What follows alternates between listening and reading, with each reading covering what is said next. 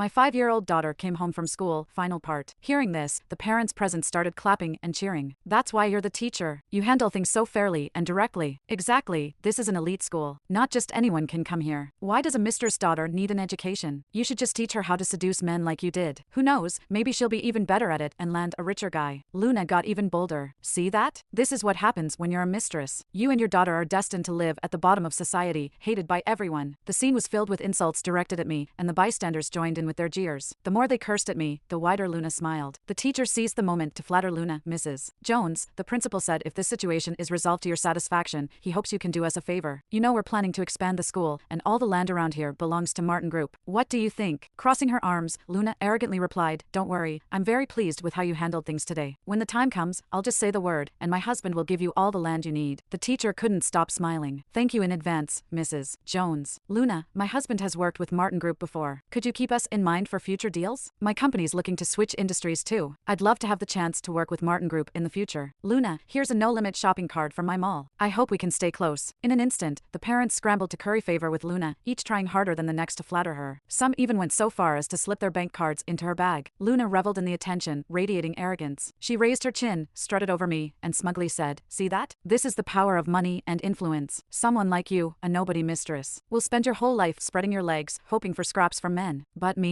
I get to enjoy the kind of glory you'll never even dream of reaching. I'll give you one day. Take your bastard daughter and get out of this city. If I see you messing with my husband again, I'll bury that little brat of yours alive. Hearing this, my daughter trembled and clung to me. Mom, I'm scared. My foot. It hurts so much. Her voice was filled with terror and pain. I removed her little boot and saw one of her toes was missing. The wound was horrifying. There was even blood pooled inside her shoe. My heart felt like it had been stabbed. My eyes filled with tears that wouldn't stop falling. I couldn't fathom how my delicate, pain-averse daughter had endured so much without saying a word until now. I glared furiously at Luna. Did your son do this too? Luna glanced at me, her tone indifferent. Why the fuss? You should be glad I didn't have my son take that brat's life. Before she could finish, I slapped her hard across the face. That slap carried all of my rage, every ounce of strength I had. It sent Luna stumbling backward. As I moved to hit her again, another parent suddenly grabbed my hair. The other parents swarmed at me, punching and kicking. You filthy wench. How dare you lay a hand on Mrs. Jones? Are you tired of living? Yeah, your brat isn't even dead yet. Why rush to join her? Your kid's lucky Mason taught her a lesson. With trash like you for a mom, she deserves whatever she gets, even if it's death. Even the teacher, full of indignation, kicked me. Stop hitting my mom, my daughter cried, trying to intervene, but a chubby boy kicked her to the ground. The teacher patted the boy's head and praised him with a smile. Mason, you've always known how to punish wrongdoers. You're such a good kid. Tomorrow, I'll make sure to praise you in front of the whole school and give you an award. Mason squinted with a smug grin.